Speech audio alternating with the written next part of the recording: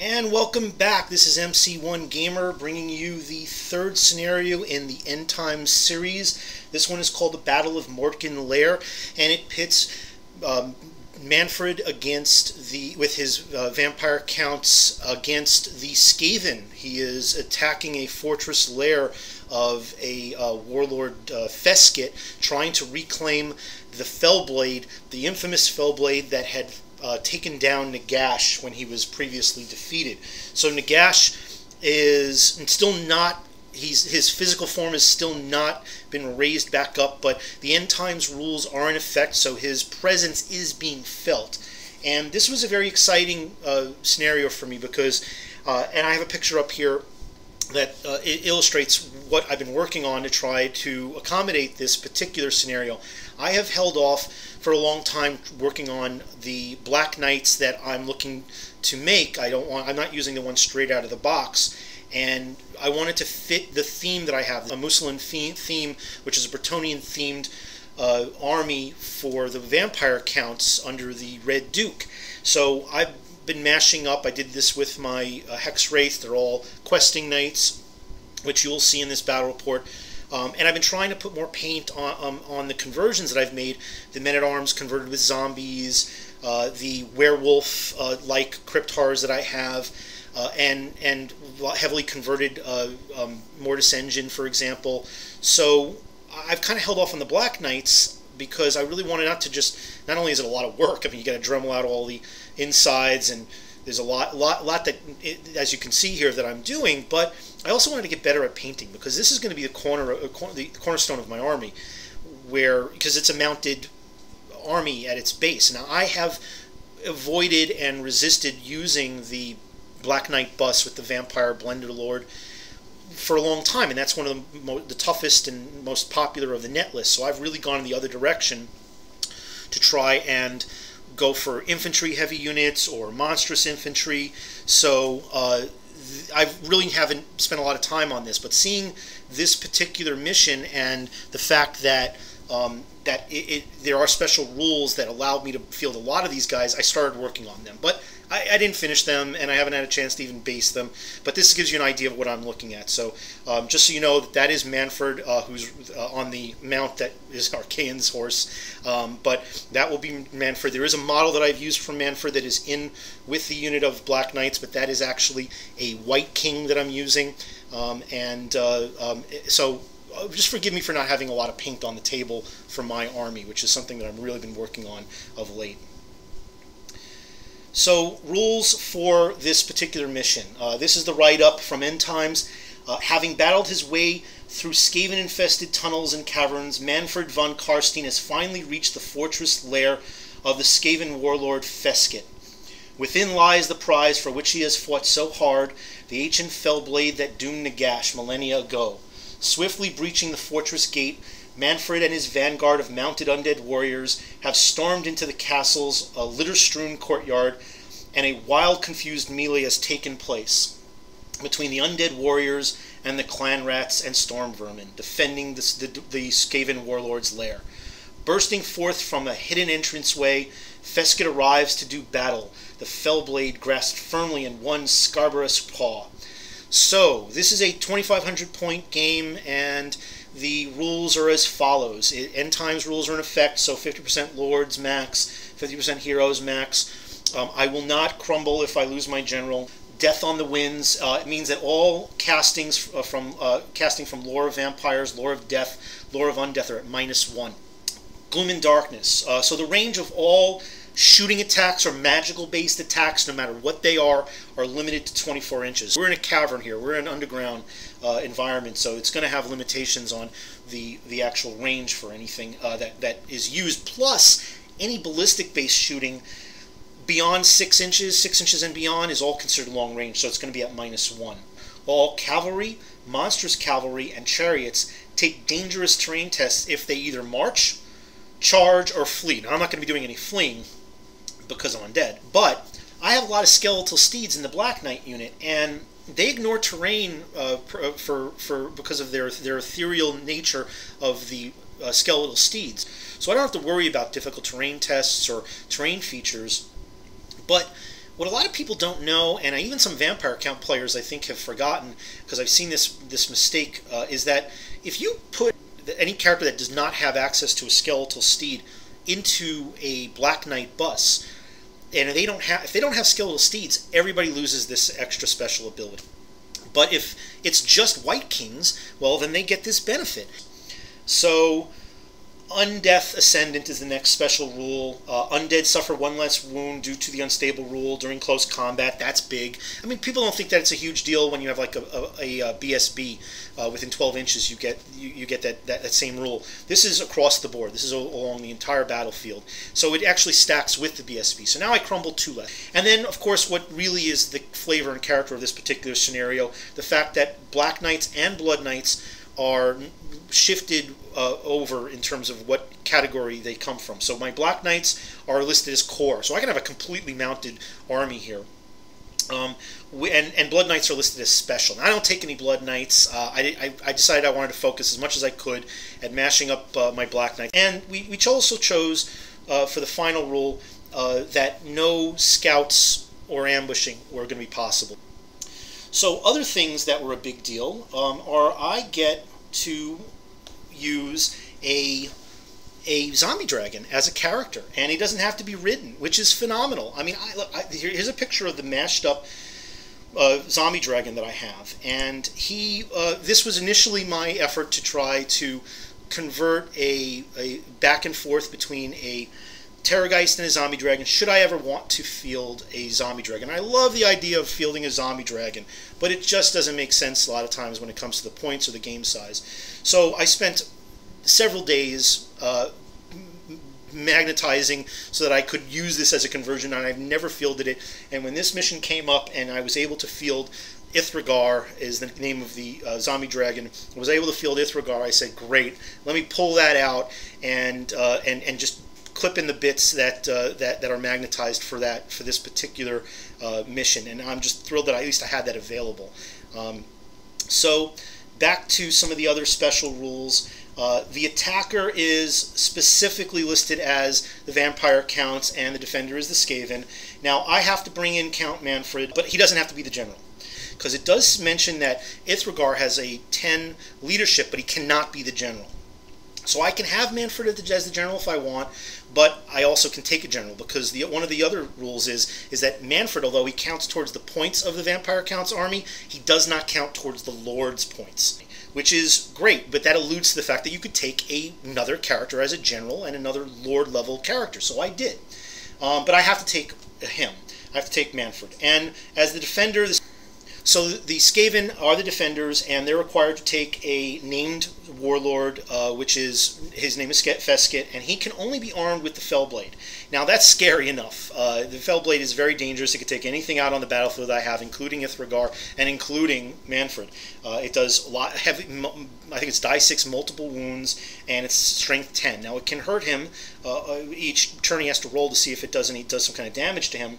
To Feskit, but still, this is a very dangerous weapon for him to have. He cannot take any other gear, but he has that. He does have the option to take an additional hand weapon, which normally wouldn't be allowed with the Fellblade. With the magical weapon, taking an additional hand weapon in general is against the core rules, but it does mention that you can do this for this campaign. I guess that's the trade-off for not being able to kit out any further the Skaven Warlord. So here's a picture of the battlefield, and I'm going to describe a couple of things. The deployment is very unusual for this campaign, but we're in a underground lair, and it's Feskit's fortress lair, and this is the courtyard of it. So the edges of the table are considered to be walls and buildings, or edges, the cavern walls and whatnot, and the terrain had to be appropriate. It says, it was very general in the scenario book, but it says that the terrain needs to be appropriate for the setting. So we chose not to, of course, put any forests in, no lakes, although we could have had any. So we just decided to put some rock structures in. So we have 3 that are obviously impassable, and 1 that is difficult terrain, and that's the one that's right. The difficult terrain is the one that's right in front of his clan rat unit. And deployment has a number of limitations also. So first off, the board is divided into 6 equal-sized sections, 3 along each of the table edges. and that encompasses the entirety of the board. And we can only bring in initial deployment 3 non-character units, so they can't be any characters in them, and then each of our generals. One of mine has to be Ithragar. So my zombie dragon is deployed initially, and they're freed up as normal. They could charge as normal. They could march as normal in their initial turn. All other troops in our army are reinforcements. They are brought in on any of our turns, and they must be flush with the table edge. They cannot march, they cannot charge. And the limitation also applies to his random movement items. So if they have random movement, they can't collide with an enemy unit in the first turn. So, and any war machines like warp cannons would be able to be deployed, but they wouldn't be able to shoot the first turn they deploy. But his benefit, the Skaven's benefit, is that he can bring reinforcements on any of these 3 sections, so he can surround me if he wishes. I, on the other hand, can only choose one particular board section where Mannfred comes in, and all my reinforcements need to come in through that section and that section alone. So he knows where I'm coming, and I have no idea where he might be coming from. I as the vampire counts, can't get automatic first turn because I am listed as the attacker. And the victory conditions for this 2,500 point game. So if Feskit does kill Mannfred or vice versa in a challenge, that will immediately declare who's the victor of this particular game. Otherwise, yes, we'll go down to points. So we deploy, and what you see here on the table is in upper left, there's a unit of clan rats, and Feskit, the other rule was the generals could not be deployed within the units to start. Any of the reinforcements were able to do so. But the initial deployment, our general had to be flush against the board, the back board. So he has Feskit sitting next to his clan rat unit. Then he has another clan rat unit in the middle upper section, 6th of the board. And I took the far upper right section, and I put a unit of Black Knights. And I had seen that he had already deployed his Storm Vermin, so I have a unit of 7 Black Knights over there. They do have the Flaming Banner. I'm assuming there's going to be a Hell Pit Abomination somewhere on the table, and I want to be able to mitigate that. He has on the right-hand side a unit of Storm Vermin. They have the Razor Banner, I believe, so they're Strength 4, but they're also reducing armor by a further 1, which is definitely going to have an impact on my Knights, my Mounted Knights. In the center are my Questing Knight themed Hex Wraiths. They're 10 strong, and of course I have them also facing the Storm Vermin. I was required amongst my 3 units to deploy Ithragar, so he is deployed. So I put Ithragar very close up because I'm hoping that I can get him flown up there next to one of these clan rat units outside their charge arc, and maybe get a breath weapon down and start thinning out some of these clan rats.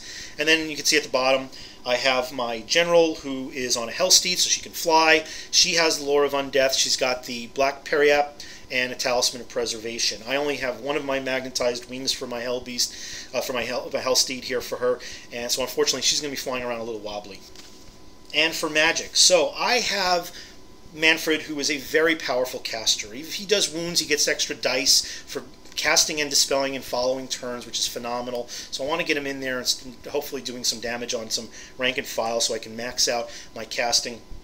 But he is a lore master of death and lore of vampires. So I have a whole Scrollodex of spells that I can pick and choose from those 2 lores. But for my level 4, I picked Lore of Undeath. And I have a level 1 as well, who is my Scroll Caddy, and she just has invocation just for healing back the very expensive Black Knights. And so I rolled these 4 spells for my general, who is specifically the Lore of Undeath, and I got a nice mix of some summoning spells, some spells that can actually heal back destroyed units, but also one that has the ability to give the unit a free move, so they could march or regular move, depending on whether or not they're close to the general.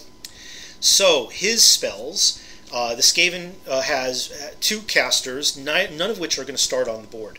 And that first one is Tranquil, so he has the Tranquil Bone Ripper combo, which is cool, never see that. So Tranquil has a number of spells. I think he has Skitter Leap, Warp Lightning, Howling Warp Gale, Death Frenzy, and Crack's Call. And for the Vermin Lord, which again, I've never played against a Vermin Lord, a lot of people I guess don't look at it as being competitive, and I believe his Vermin Lord has Pestilence Breath, I believe he had Wither, Cloud of Corruption and Plague. And Vampire counts turn 1. So I'm able to bring in my reinforcements on turn 1. And we're only able to bring in 3 units on each of our then successive turns. Now, I pulled out Mannfred and the level 1 because they're on nightmares, and so they're going to ruin the march ability of this huge Black Knight unit I have. I have 13 Black Knights and I have 2 White Kings in there. White Kings can be upgraded with Skeletal Steeds and Barding, so they're going to all have the Ethereal special rule, and so I left that in there. So I'm supposed to deploy initially on this table edge, and then I can declare charges. Now that's the balance of my army. I don't have any more reinforcements. I have very large and very expensive Black Knight units. So next to the Storm Vermin unit, he has this very scary looking launcher that I just had to get rid of. So I charged in with my Black Knights, and I make it in. And I'm hoping that I can wipe this thing out and then do an overrun into the Storm Vermin. So I move up my Black Knight unit. Here's another nice picture of Black Knight unit with a bunch of characters. And I keep Mannfred and the baby Necro within 3 inches to get any lookout sirs. And then I move up my general. Again, my general is the one with the 1 wing, so she flaps around. She's within 12 inches of Ithragar, the zombie dragon, so he can get a march move as well. But I also wanted to be able to march with my Hex Wraiths, and that is exactly what I do. I march my Hex Wraiths straight through his Storm Vermin unit, which is not in combat. Again, it's a separate unit after deployment with that little fire team that he has that the Black Knights are facing. And it's a 10-man strong Hex Wraith unit, so I wipe out, all told, 8 of these Storm Vermin. And then magic. I get great magic phase. I've got 3 channels. He doesn't even have a wizard on the board yet, which it really helps me in the first turn.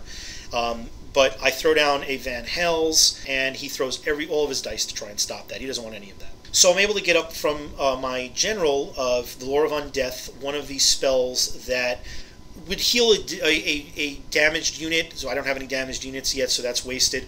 But the residual effect is they can get an extra free move. So I threw that down, and I was able to get that through. But the real thing I wanted to do is I wanted to get a cheap. This is only on 6+ and 5+ for this scenario. I wanted to get something really cheap on there so I can get a token. And he's now out of dice, and he doesn't have a caster, so I really have kind of ownership of the rest of the phase, and I have a lot of dice. So I was able to get this off, and I get 1 token, and my next casting is summoning, and I wanted to get a bunch of Crypt Horrors in there. So I used one of the tokens. I was able to boost it up to, it's 152 points to get 4 regular Crypt Horrors, so it's 150 base on the souped up version of this spell. So I was able to pop 1 token and get 3 Crypt Horrors, and I threw that down facing both of his Clan Rat units in the middle. And then I end my magic phase with 2 dice stored in my Black Periapt. So close combat. The Black Knights win the close combat. They lose 1 for their trouble, but they eliminate this fire team unit and then overrun right into the Storm Vermin. Skaven, turn 1. So he, of course, brings in one of his Hell Pit Abominations. So I positioned previously that my Ithragar, the zombie dragon, up so that he could try to get a breath weapon attack on this Clan Rat unit, but I had to position him so that I didn't want to get countercharged. With his placement, I did limit whether or not he could deploy in this particular section of the board, because reinforcements had to be 12 inches away. So he deploys one of his reinforcements, one of his 3 new reinforcements, another Doom Wheel on the other side of this Clan Rat unit. And then on the far left, he brings in the team of Tranquil and Bone Ripper. So the Hell Pit Abomination just moves straight up, and he moves up his Doom Wheel. And then he declares charges. He charges his Clan Rats into the Crypt Horrors and easily makes it. So he moves Tranquil and Bone Ripper up just a little bit, just to get in range for some spell casting. And he throws down a Warp Lightning spell that I think initially was targeted against my baby Necro with the Dispel Scroll. And I let it through because I knew I got to look out Sir, and I lose a Black Knight for my trouble. So the Doom Wheel that had moved up is able to shoot while it's these Clan Rats are in close combat. I get a couple of shots on my Crypt Horrors. They either don't wound or I regen them. They're not flaming, these shooting attacks. They're lightning. And he loses 1 Clan Rat for his efforts. So the Black Knights kill off 4 Storm Vermin. I take no wounds back. And he was able to pass he's steadfast, so he's not going anywhere.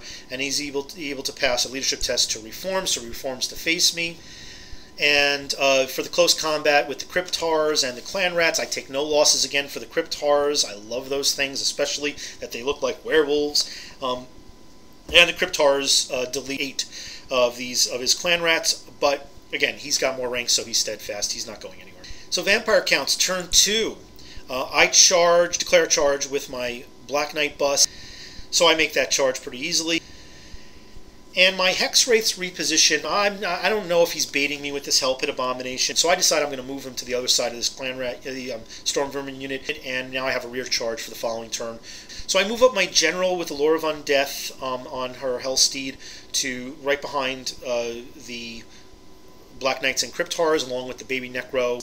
So I move Mannfred up to support the Hex Wraiths and the Black Knights. I can't make the Hex Wraiths march because Mannfred is not my General, but I can support either of these units with invocations, and certainly with just now having a Vampire Lord who's a powerhouse in his own right nearby. So I get another big magic phase, and he's got a caster on the table, but I'm able to get off a Bubble Van Hales so I can get some rerolls, and I think that's going to help me with my Black Knights against his Storm Vermin. And I'm able to get off another spell. He fails to dispel my summoning, or I think he actually lets this go through. I don't think he felt that it was a threat that I could bring on just a naked level 1 Necromancer. But I get it on the board and immediately declare that it's Necromancer to death. And so Lore of Death. And I don't even roll. I want that Spirit Leech. I want to try and knock down Feskit a little bit. And of course, there's a nice benefit of her chaffing up my Black Knights should he want to charge in with the Clan Rat unit that now has Feskit in it. And I'm able to get off another spell with summoning up a small unit of zombies from Mannfred. And I just wanted to chaff up the Hell Pit Abomination if he did decide that he wanted to come in behind my Black Knight unit.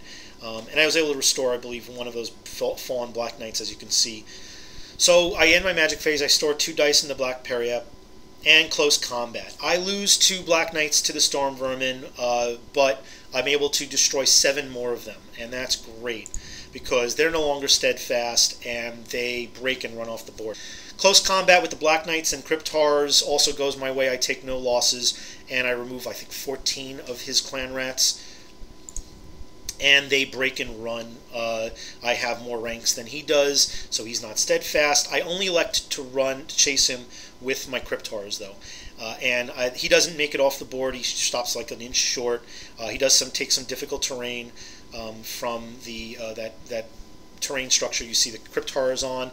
Cryptars don't catch them, and I elect to just reform with my Black Knights. I didn't want to pursue them with the Black Knights because that would just open up my flank to either the Doom Wheel or maybe even Feskit or even the Clan Rats, depending on what I rolled. And I just wanted to, at least if I'm going to get charged, I wanted to make sure that I was facing the front. So Skaven turn 2. Hell Pit Abomination moves into the zombies very easily. That unit's going to get wiped out pretty quickly. And of course, after this combat with the Cryptars and the Black Knights resolved, that opened up a perfect lane for his Doom Wheel. So of course he went after my General. And I'm not going to crumble if she dies, but it would be a big loss to lose the Lore of Undeath and the ability to summon, or at least threaten to summon, as well as the back Periapt. So he goes to charge, and his random movement just leaves him just 1 inch short of my General, which was awesome. And so he's able to bring in 3 reinforcement units, and one of them is another Doom Wheel. And then he brings in not only a Vermin Lord, but an Assassin. Now, he couldn't pop this Assassin out of a unit initially, but he's able to bring it on board. So random movement for the Doom Wheel that just came on board puts it right up in front of the Black Knight unit. So he decides, well, I need to get Feskit out of there, and he makes a very smart move. He doesn't charge the Clan Rats in, but he charges just Feskit. Feskit easily makes his charge into this brand new Necromancer that I just summoned up. And of course his intention is, and I chaffed her up with her angle also, but his intention is now he'll just overrun, because he's easily going to kill her, and he'll be out of the charge arc of my Black Knight unit. So the Clan Rat unit fails to rally and runs right off the board. And he moves up all his other units, the new characters that have come on board, and his casters. He's now got 2 level 4 casters. They're well within range to start casting spells, especially at my Black Knight unit. So he casts Skitterleap with Tranquil, and he throws down 2 dice, and he total powers. He miscasts it completely, which kind of sucks. I've been there. I know how that works. So he gets Skitterleap and uses it on the assassin. And so the assassin is now right in range of my general. So he really wants to get rid of this caster with the Lore of Undeath, and I don't blame him. But he rolls the large template, strength 10, and he causes a wound on the Vermin Lord, but yeah, he gets sucked into the warp. And with Tranquil gone, the special rule is that Bone Ripper, he can't handle the loss of Tranquil, so he's removed as a casualty as well. So he loses. It's a 2-for-1 here. And the assassin, he lost a lot with the effort to get that assassin in there, so now he's got to go after it, and he's got to try and take out my general. So he shoots off at the general, who gets a Lookout Sewer and a 4+ ward. So I'm not really that worried. And I make my saves, so he doesn't do any damage. But then he starts blasting with the Doom Wheel, and gets off a bunch of hits on the Doom Wheel, and of course there's just too many shots and multiple wounds, and I lose my my Lore of Undeath general to the Doom Wheel. So it was a trade-off. He lost Tranquil and Bone Ripper, and I lost my level 4 Master Necromancer. And his other Doom Wheel kills off 2 of my Crypt Horrors. And his Hell Pit Abomination wipes out the zombies, no big surprise. And of course, also no big surprise that Feskit takes out my summoned Necromancer, so I won't get the Spirit Leech off. So Vampire Count's turn 3. The Black Knights come back on the board, and I charge Ithragar into the Doom Wheel. I got to get him into the action. He hasn't done a whole lot just so far. And of course he makes it. And then I do a double charge with both Mannfred and my Hex Wraiths at the Hell Pit Abomination and make it in there. I'm not sure if this was a good idea. I mean, Mannfred he's certainly able to be hurt by this Hell Pit Abomination. And I want to try and give him some other kind of a target so that he doesn't go after Mannfred. But then again, I'm risking, because the Hell Pit Abomination can affect the Hex Wraiths. I'm kind of risking, feeding him some combat res. But on the other hand, they are flaming. There's 10 of them, and they can hurt this Abomination and take away its regen. Not against Mannfred, because Mannfred's going to go early. But so it's a bit of a trade-off. I'm not really sure if this was the smartest idea. Let's see how it turns out. I reform the remaining Crypt Horrors, and then move up the Black Knights. So again, this is not Mannfred, that White King that I had moved out. I don't know if this was a smart move either. I think I made a big mistake here. This is the White King BSB with the Night Shroud that was really kind of built to take out Feskit and eliminate his Fellblade ability. So I pop him out, and I thought I kept him within 3 inches of the Black Knight bus, which I think I did when I initially pulled him out. And then I reformed the Black Knight bus, the remainder of the Black Knights, and there's also a White King that's still in there. But when I reformed it, I must have put him out of 3-inch range, so he's not going to be able to get a Lookout Sir. So magic, I try to Spirit Leech the Hell Pit Abomination, and that fails. And then I throw down Soul Blight with just 2 dice, and of course I rolled double 6s. I total power it, but thankfully I only roll 7 for the miscast, and the ensuing backlash, 2 Hex Wraiths die. So overall that's not such a bad deal. I could have gotten sucked into the warp. And Ithragar deals 3 wounds to the Doom Wheel, and Doom Wheel breaks. And he does run down the Doom Wheel, but I hope that he would overrun into the unit of Clan Rats, but of course he falls like an inch short. And then Mannfred, he fails to finish off the Hell Pit Abomination. I think I've got now a total of 4 wounds on the Hell Pit. And the Hell Pit fires back and just lays into the Hex Wraith. So he does 6 wounds. I had a charge, and so I would have lost by 1 actually here. He did 6, I did 4, but I have a charge, so I would have been down by 1 and probably lost a Hex Wraith. But because of the rules that I crumble 1 less, then it was flush. We were even. And so Skaven turn 3. This Doom Wheel tries to roll into the back of the BSB, the White King BSB, and he just fails.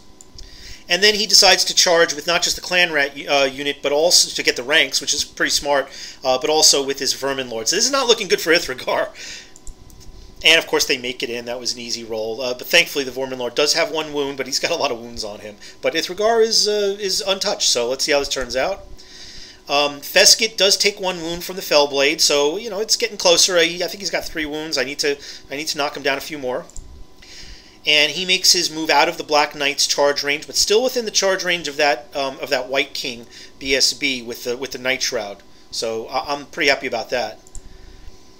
And then the Assassin moves so that when the Doom Wheel attacks, the Doom Wheel has a rule where it only can attack the nearest unit, and now the nearest unit is my White King BSB. So the Doom Wheel unloads on the White King BSB and finishes him off. So my whole plan with the Night Shroud was a dismal failure because of just one critical error that I made. That's the way it works. You got to be on the ball. And the Assassin targets the baby Necromancer, but she thankfully is within range of the Lookout Sir, and the between saves and his whatever misses he made, I only lost 1 Black Knight as a result. So the Vermin Lord and the Clan Rats against Ithragar, the Vermin Lord whiffs, and Ithragar only takes 2 wounds. I think those are actually from the Clan Rats, and because I mean all he has is a 5-up regular armor save, not even a ward save, which is kind of crazy.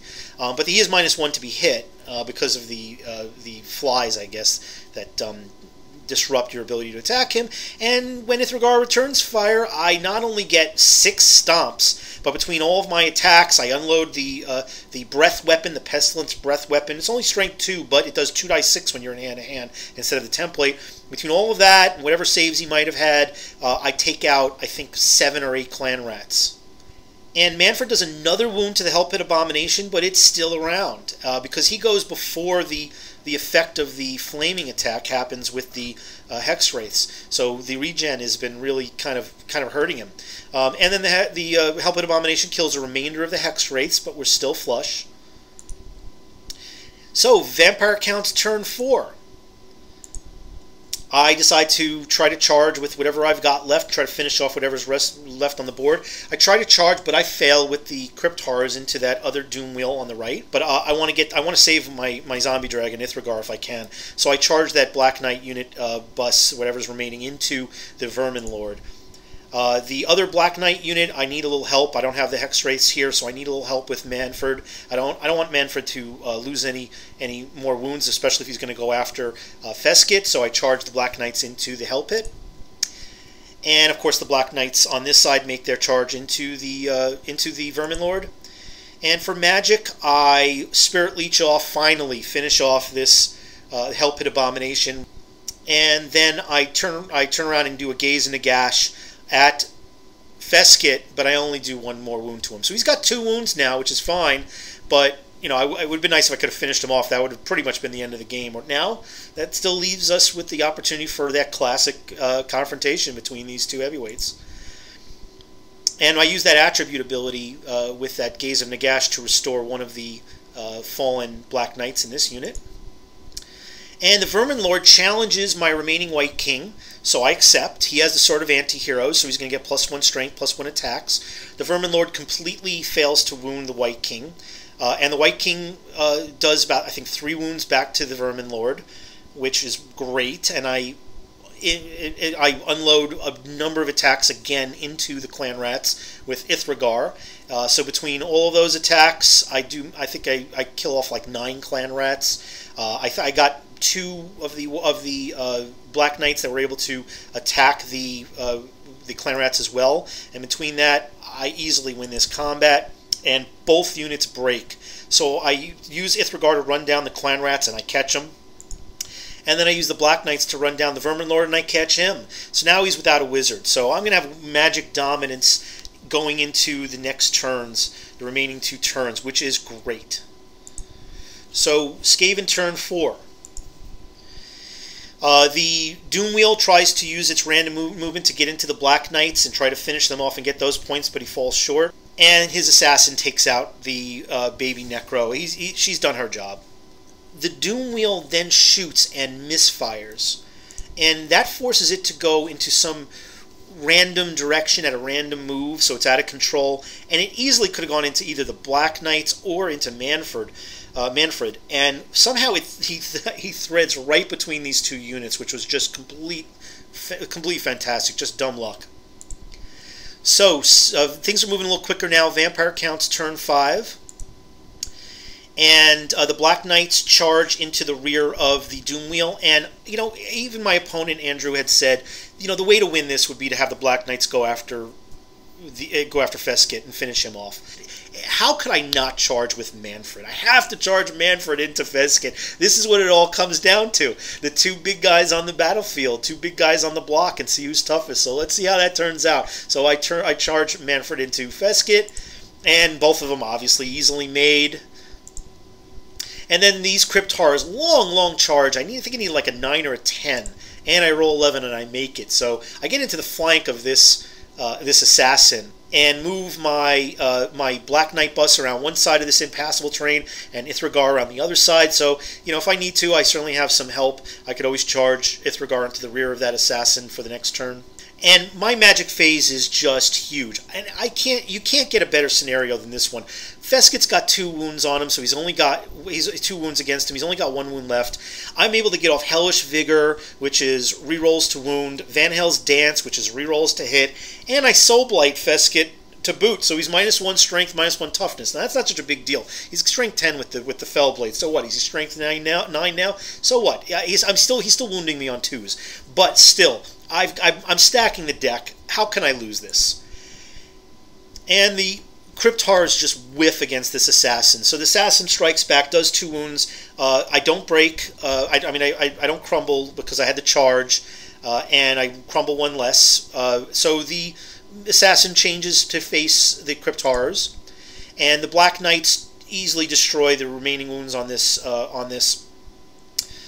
Doom Wheel, and then turn around to face the Battle of the Heavyweights.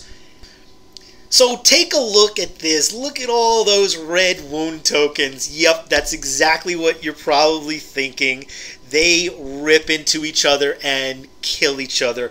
I think he did like 14 wounds total with the Fell Blade, and I did, I think, 4 wounds back to him, which finished him off. There were no ward saves here. We were on Initiative 7, so simultaneous attacks, and we both drop. And it was just a fitting ending, perfect type of an ending to a reasonably close game. And that's the board at the end. This is clearly a victory for the Vampire Counts, and it was a tremendously fun game. Assassin is clearly an MVP for the Skaven side, but he either doesn't make it or he somehow slinks off and escapes. But just in terms of fluff, the way we left it off is that Ithragar amazingly survives, and the Black Knights will scoop up Mannfred's body, and some ritual will restore him for future appearances in this campaign scenario. Tune in next time. If you like this, please feel free to comment. Please like it, and of course subscribe so you can see when I'm going to drop any more of these. But thank you for tuning in, and until next time.